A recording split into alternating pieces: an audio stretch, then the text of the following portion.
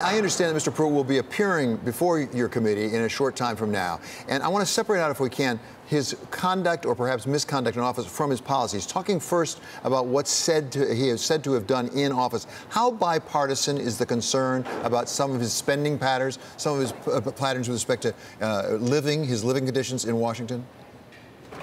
Well, of course, a lot of this has come out in the press now about public money that he is spending at a very high rate on his personal matters, travel to foreign locations. I'm going to ask him about that this afternoon, at the same time as he proposes a budget that basically zeroed out money for the Great Lakes. This is something we had to fight back in our committee on a bipartisan basis. I represent the Lake Erie region of the Great Lakes, and our lake is choking. Last year he promised us that he would come to our region. Both Republicans and Democrats got that commitment. He never came.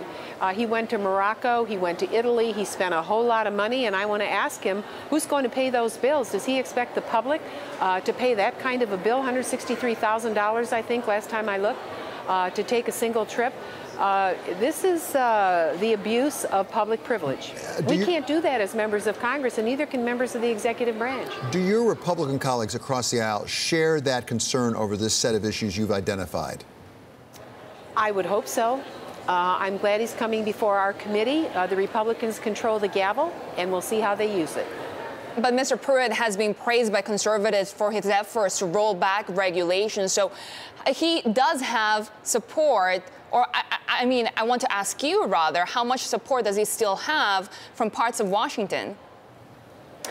Let me say this, that for our region of the country, a Republican on another committee this morning asked him, does he have a commitment to the Great Lakes, the largest body of fresh water on the face of the earth that is facing new challenges in this 21st century with the number of people we have, the number of animals, and the pollution of our water. He was supposed to make a decision related to the impaired water status of Lake Erie. He never did it. And he hasn't provided extra funding in his bill to help us clean up the cause of Lake Erie sickness right now.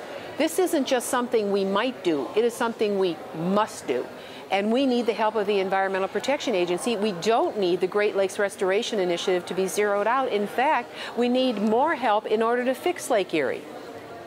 Will this be a good opportunity for Democrats to actually get him to forcefully to resign or get him fired sooner rather than later? Well, I think many of the reports that are coming out today about how he has spent money for some kind of soundproof booth in his office, he is a public official. What is he hiding? It would be like me having a soundproof booth in my congressional office. Our office belongs to the people who sent us here, not to me. And the same is true with him. He belongs to the people of the United States now, whether he wants to admit it or not. And the business he conducts is public business. It isn't his private business. Now this whole issue of his real estate has come out, that he's got some kind of sweetheart deal for the home that he lives in here in the Washington area. And some of the very people renting him the home have interests before the department, before the agency. You can't do that. You can't do that under the ethics laws. So I think he's going to stand up to very stiff scrutiny. And we've seen others now. The recent nominee to the Veterans Affairs Department has had to step aside. It's unfortunate the way this is going. But I don't know who does the vetting over there at the White House, but they're not doing a very good job.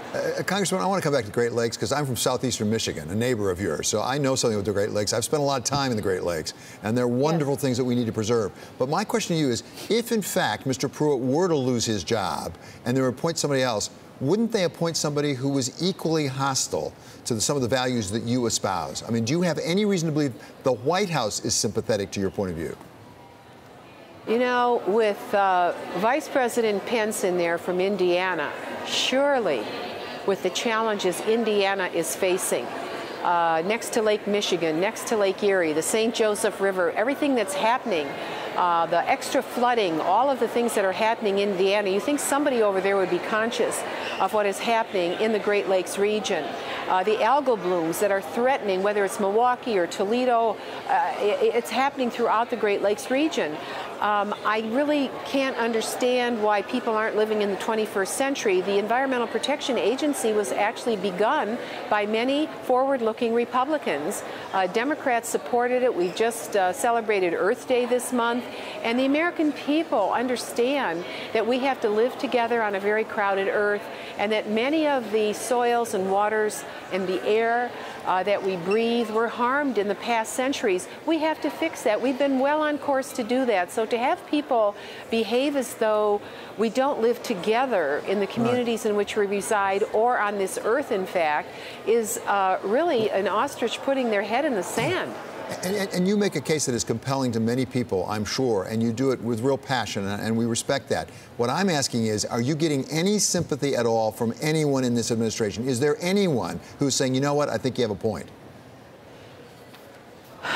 Well, I haven't seen too many champions of the environment coming out of EPA right now. There are many people who've left the agency. Dozens of people have left. A lot of experienced hands, and there are many appointments that haven't been made. So I would say that they're not well staffed at the moment, and they have a person at the top who is abusing public privilege. So I think they have to be held accountable. That's our job. We're Article 1 of the Constitution, the legislative branch. We control the purse strings, and that's what our committee does. We intend to do our job.